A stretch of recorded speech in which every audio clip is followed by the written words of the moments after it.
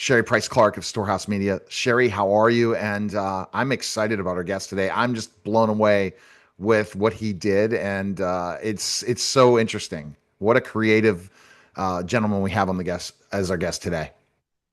Yeah, hi, Neil. Yes, creativity is Neil Goldberg's middle name, I do believe, because he is such a creative person. So, in case you don't know who Neil Goldberg is, Neil Goldberg has quite a resume. He's an American theater producer, Broadway director, award-winning author, and founder of Cirque Dreams, Cirque Productions, Dream Studios, and a variety arts management. And we're going to get into more about that later, Neil, about what he's done and what's coming up. But I thought that it was really interesting to add that his shows have entertained over 50 million people worldwide. That's a lot. That's a lot of people. And so, welcome, Neil Goldberg. We're so excited to have you on the show. Thank you, Sherrie. Thank you, Neil. God, that makes me feel so old. It just makes you sound creative. I think you're awesome. And tired when you Yeah. think about entertaining 50 million people on 5 different continents over the last 40 years. Wow. Makes me feel a little tired. Well, not a whole lot of people can say that, but you can. So kudos to you on that one. Thank you. Well, Yeah. I think creativity and age have no boundaries. I think that it's just something that just fuels a passion that keeps you going. Yeah. Yeah, I think so. Your creativity does push you in that state of mind, such as your books. You've sent me a copies of your books, and they're so well done, and they're so colorful, and they're children's books, Yeah, it was right? yeah, it was a different perspective I was looking to take at this chapter of my career. So, 30 years prior, I was producing shows all over the world. I had founded the Cirque Dreams entertainment brand and of course sold that company to Cirque du Soleil in 2018. And then I thought I was going to retire. And then came the pandemic. So the combination of thinking about retiring and then the pandemic where we really couldn't do much, my mind just sort of wandered into this idea of encapsulating everything I had created and putting it into a book that could encourage young people to engage in theater and creativity and dream and use their imagination. And so it really was a passion project during the pandemic. I had no illusions of authorship or book deals. And so along came Brown Books and they got a hold of the manuscript. And 3 book deal later, here we are. Wow. And Neil, when you talk about specifically creativity, and we're going to get deeper into your background, but I'm interested in the whole children's book side of things because you're right. People don't understand. They can do stuff that they enjoy.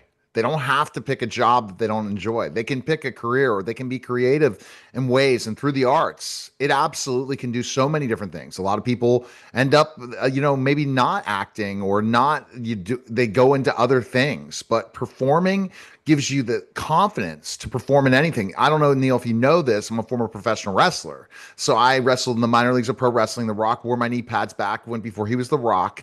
I wrestled Jerry the King Lawler in the Mid-South Coliseum, Terry Bam Bam Gordy in the Dallas Sportatorium. My biggest event was doing one WWE match out in Omaha, Nebraska, in front of 10,000 people. So performing was something when I was a kid, I didn't have the willingness or want ever to even talk to people because I'm 6'10", Neil. And I didn't want, I was quiet. I was afraid. You would see my first promos when I was a professional wrestler. I was terrible on the mic. But I found my voice through building confidence, performing in front of people. And I think the arts are somewhere that kind of gives you that confidence. You can do anything you set your mind to once you get involved in the arts. Well, what's interesting about what you just said, and I think how we differ, is I've found my voice of creativity by being the wizard behind the curtain. I really enjoyed behind the scenes identifying talent, motivating talent, teaching young people how to express themselves. But for me, front and center, that was really never a vision for me.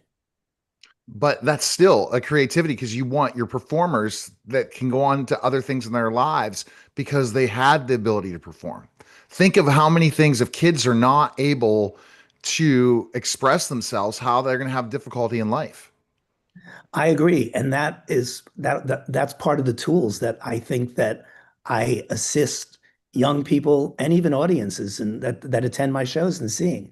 And that's a good segue into why the book made so much sense because so much like my shows, I thought that the illustrations in the book were a bit overproduced. There was a lot to see, lots of hidden Easter eggs, just lots of visual manipulation of the mind. And what has turned out to be so successful about the book is that exact criteria that is really motivating and pushing young people to think bigger and grander and to realize that there are no boundaries. Yeah. Yeah. So the name of the book is Pomp Snow, and you played upon a word, your last one, circumstance, Cirque, which it stays with your brand. So Right. Pomp Snow and Circumstance. And I thought when I first saw it, I looked through it. It's a larger book. It's a children's book, and I thought, oh my gosh, the colors were just. It was very colorful. It was, and for a child to look at all those colors, to just get lost and mesmerized in it. So tell us, what is the book about? Well, thank you. Firstly, life is filled with pomp and circumstance. And that is a catchphrase that has resonated with me since kindergarten. I just remember the pomp and circumstance of my kindergarten graduation. I remember it of my elementary school graduation, the pageantry of what goes on with pomp and circumstance in politics, in life, in parades, in halftime shows, in wrestling, in anything. And so that phrase was always in the back of my mind. Um, but I wanted to I wanted to take what the common denominators of my creative journey have been through my career and my life, and that was music, magic, and circus. Well, music is the soul of our livelihood. I mean, we don't necessarily realize that it's the heartbeat, it's the vocabulary of our life. It's everything, whether it's on television or whether it's on radio or whether you don't even realize subliminally when you hear it in an elevator. Magic is fascinating. It makes you want to dream. It makes you want to believe. It makes you want to wish. And circus is an interesting word because it's spectacle, it's showmanship. The circus can be related to the way you dress, the way you pick on, the way you put on your makeup in the morning. It doesn't necessarily mean that it's three rings and lions, tigers, and bears and all of that stuff. And so those elements have been part of so much of my creative journey. And I wanted to bring them together in this story that would sort of potentially set children on a path to not just identify the music, magic, and circus in their own life, but to encourage them to explore those avenues. So I created three characters: Pomp, who is a master of music; Snow, who whole life revolves around magic; and Circumstance, who's a circus performer. And these three characters study year round at a secret university um, in a faraway land. So we infer that it could be in the North Pole. They learn these crafts of music, magic, and circus until graduation day, where Santa gives them their diplomas. And then they go off to make the holidays the best that they can be by injecting and sharing all of their knowledge and all of their skills from music, magic, and circus into everybody's life, whether it's waking up Christmas Day, whether it's wrapping a gift, whether it's going to school, whether it's studying for homework. And so that's the premise of the story. They learn lessons along the way, but the goal was to make the holidays the best that they could be. And that was the origin of the first book. And that theme has carried through into the book series, because what Pomp, Snow, and Circumstance learn after Christmas is that music, magic, and circus is just not for one holiday. It's in every holiday. So in the second book, they come back and they start in January celebrating the Chinese New Year. And then they go into Ramadan and Diwali and Easter and Passover and Mardi Gras and St. Patrick's Day and 4th of July. And so that's what's taken Pomp, Snow, and Circumstance and has turned it into an entertainment brand from its original concept of a title based on pomp and circumstance and the first book that I wrote. Yeah, it's had a little bit of traction going on, because in 2022 the book was made into a 30-minute holiday television special. Yeah. And it won 7 Telly Awards. It's now part of the USO's Bob Hope Legacy Reading Program in libraries. And of course, you talked about the second book. It was released in 2024, Pomp, Snow, and Circumstance. And it's currently being produced into a live action holiday stage spectacular, which we're going to talk about in a few minutes as well. But yeah, it's picked up a lot of traction. And, from one author to another, congratulations on that. That's awesome. Thank you. Fantastic. But I can understand it. Now, I have to get to, how you came up with Cirque du Soleil. How did this come about? I mean, you had the blue ocean strategy of strategies. How did it come in a dream one night, or these ideas that come, how did it happen? Well, yes, part of it was a dream. The brand that I created was Cirque Dreams, and that was in 1993. And that did not become part of Cirque du Soleil until 2018, when I sold them that part of it. But the idea of theatrics blended with spectacle was just something that was really appealing to me. And the European circus, which their equivalent of the word of circus is cirque. So the European circus is something that dates back to the late 1800s. One of my favorite authors, Neil, of all time was Jules Verne. What a lot of people don't know, that in 1890, Jules Verne started a circus, a Cirque du Mondial, in Paris. And it was the combination of theatrics and showmanship and elaborate costumes. And it wasn't the way we as Americans knew circus, where we take our kids and there used to be animals and lots of noise. It was more back in the late 1800s, early 1900s, like the way we would go to Broadway. You dress up, it's an evening, it's a night out, it's something that's sort of a classy experience. And I did a lot of research on that, and trying to combine that concept with my own inclinations for theater, which I studied in school and I have different degrees in, is really where the whole concept of Cirque Dreams came to be. And so the other cool thing about it, Neil, is that when you're dealing with something that has the word dream in it, there are no boundaries. You can do whatever it is that you want to do. Some audiences may love it, some may not. But at the end of the day, you get to do what you love to do. And that's one of the things that I am the most proudest and grateful of, is that, every day throughout my entire career, I've done what I'm passionate and I love doing. So to follow up, then they bought that, but before that, were you producing for Cirque du Soleil, or how did the story go? Oh. No, I wasn't. I was not. I was, the shows that I were creating, were very different. They were much more accessible. They were much more story driven. They were much more along the lines of Broadway style productions, as opposed to big tent shows and things like that. So that kind of changed the direction further for the company once they came up with took your part. Is that correct? Yeah. Yeah. So by the time I sold Cirque Dreams in 2018, um, I we had over a dozen shows, Cirque Dreams shows, performing all over the world on cruise ships, in casinos, um, hundreds of employees. It was a lot of work, as most work is. And to be honest, Neil, I was getting also to the point that I would spend a fraction of my time being creative and most of my time problem solving and running a large company. And that was also part of my motivation for wanting to get back to my roots of truly being creative. Ah, got it.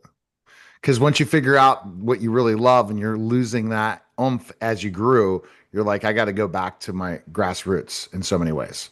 Exactly. And I mean, I'm not there yet with Palm Snow and Circumstance, but Sherrie was kind enough to share some of the things we've accomplished and our partnerships with the military. But this thing has grown so quickly, and we have partnerships with Crayola, which for me is the equivalent of the children's version of a Good Housekeeping seal of approval.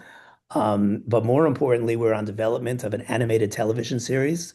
We're in discussions with Netflix on a film, and the show has already been greenlit and in production and development for a Broadway engagement in the next couple of years. So we're sort of getting to that point again where sometimes I wake up and go, I'm so happy. I'm being so creative. I love what I'm doing. But I also see, hundreds of employees, challenges, problem solving, all the things that come with running a business. Got it. Well, well, even more prior to all these wonderful things that are happening, you've got some shows coming up, don't you, with Pomp, Snow, and Circumstance? You Yes. have, yeah, Nashville on starting it November 25th through December 31st, and then in the Gaylord Palms, you have November 14th through January 4th. Tell us about that. I mean, that's exciting. Yeah, so Sherrie and Neil, what was important to me was I set my sights on Orlando because if you think about cartoon characters or animated characters or storybooks, the land of IP, intellectual property, really lives in Orlando. Um, there isn't a storybook character or animation television series that has not come to life in a theme park of its own or as part of a theme park. So I really wanted to get Pomp Snow and Circumstance into that intellectual property landscape. So my sights were set on Orlando as the first stop and an opportunity to really be able to test the show to the general population, mom, dad, grandparents, young kids, stroller ages, just to tweak. It's typical process of a show Yes. opening on Broadway, the evolution, just to sort of test everything. So Gaylord Hotels has hotels that in various cities across the country. They do an incredible job of celebrating the holidays. And so I connected with them and shared with them what I was doing and felt that it would be a great complement to the hundreds of thousands of lights and ice sculptures and things that they do in their properties. And they agreed. The one caveat was that they wouldn't just give me Orlando by itself. They said, this is too good for us to just have in one property. So we need you to do at least the second property. So I agreed to do Nashville because one of my most successful shows with Cirque Dreams was Cirque Dreams Holidays. And it was to date the only show of its type blending circus and theater together that's ever played successfully on stage at the Grand Ole Opry.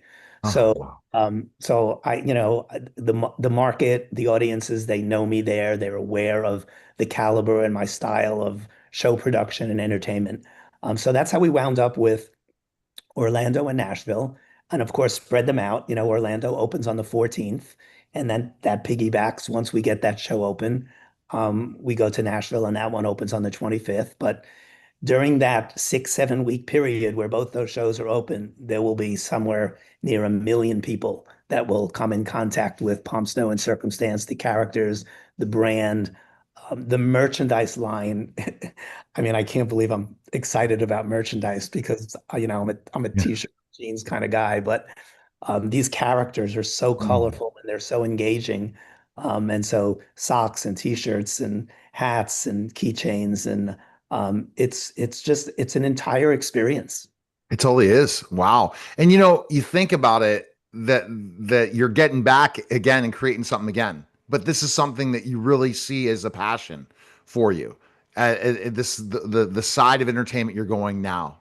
with kids, and that's also ultimately the book is merch too, right? So you have all those things at your events. And are you plan on running more events after these two get rolling? We have five more in discussion for next year, three of which are confirmed. So that plays a little bit, Neil, to, my concern about running a large company again. But, I think we all find in life that sometimes you have to connect the dots for yourself in order to be able to do what it is that you love. And so if you decide to sit back and wait for it to happen, maybe you're going to get lucky and will, as opposed to taking the initiative to go out there, share the confidence of what it is you've created, present it to people that have worked with you previously and are aware of your reputation and ability to, exceed expectations and deliver, and create partnerships. And so this time around, all of these presentations are with partnerships. Broadway's with a partnership. Obviously, if we do a deal with Netflix, it's a partnership. The animation's going to be a partnership.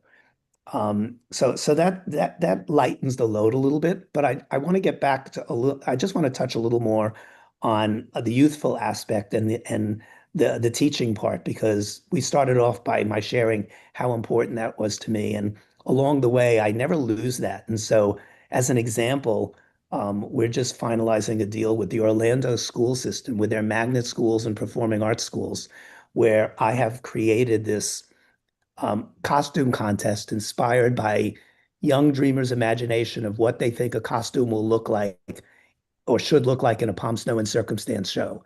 And all of these performing arts students and magnet school students and anyone that dreams and creative are going to submit sketches of what they think would be an appropriate costume for the story based on the book and some of the video and footage that they're going to see. And what we're going to do is we're going to pick a winner.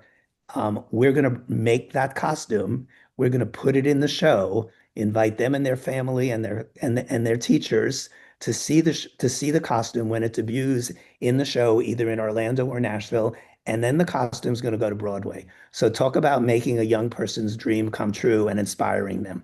That's what it's Absolutely. about for me. It's so, and that's your giving back part of you, like where you want to give back as much as possible for the success that you've had. Correct.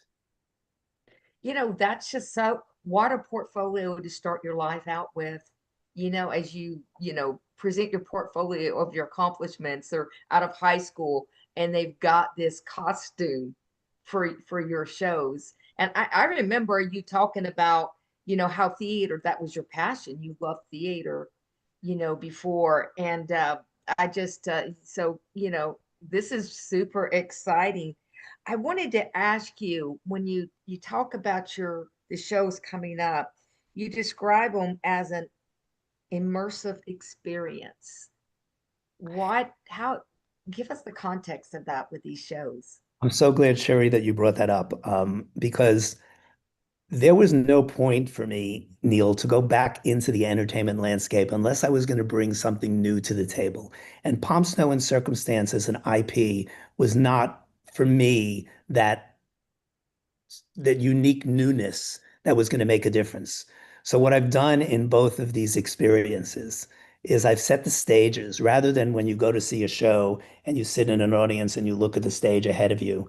I put the stages in the center of the space, and the audience is going to be sitting around them.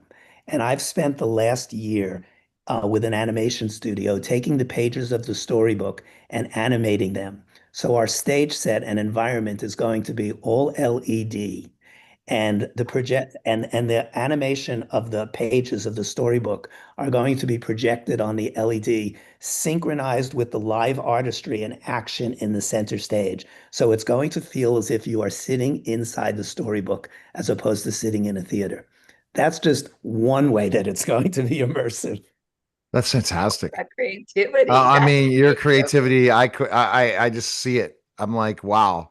I would love to have Neil Goldberg's creativity with when building some of the things in the brand, because you have this unbelievable sense of what audiences want, and that's a gift for sure. That because a lot of entertainment fails right on the start, right? You know it when you see it as an expert like yourself, right? Thank you for that, Neil. And it's not just knowing what the audience wants. Um, I was blessed by being born with a gift that at a young age, my family, who was very conservative and very religious, really didn't know how to support and encourage. And so there were times where I knew I was different. There were times where I felt like there was never going to be a career and a path forward for me that was truly going to fulfill my passion.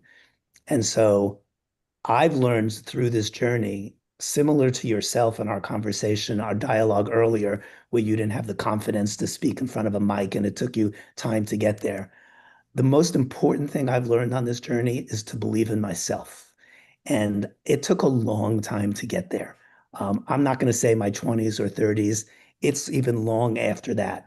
Um, and I believe with Pomp, Snow, and Circumstance, yes, I want the audience to be entertained, but I'm so confident that they will. But I have the most belief in myself and what I'm producing and creating, that I'm just really excited for when these shows open, that I can finally share it with the world. Right. You have to be to sum up everything, and your audience are they're young. What is the message you want to leave them with? Um, Share your talents with others. You'll learn that doing so really is great feeling and value. It's what I try to project through the shows. It's what I try to teach to the artists. Um, I never take the value of what I create for granted. I've worked really, really hard to make sure that these shows are accessible and affordable to everyone. I'm in a position that I can afford to be philanthropic. I would honestly say I've given away more books than probably we've sold, or at least as many, because I love doing so, and that feeling is important. And if there's any message that any of the performers or any of the audience members or any of the lives that I touch, through philanthropy and through entertainment and showmanship, is that don't ever take for granted what you have, believe in what you have, and then when you've proven to yourself and the rest of the world that it really is something special, share it with as many people as you can. I love it. All right. So Neil, your book's available everywhere, but where is the best place you'd like people to go? Um, Amazon, online, PompSnowCirque.com. I mean, they are available everywhere. So they'll be sold at the shows. So those people that have the time or live in the areas of Nashville and Orlando and can stop by either the Gaylord Palms or the Gaylord Opryland, they'll be able to see the show, immerse themselves in this really unique experience, um, have this extra added attraction and memory to the holidays in their life, and buy a book. All right. All right. And go to storehousemediagroup.com to find out information on Sherrie and her marketing and media services. Appreciate it, guys.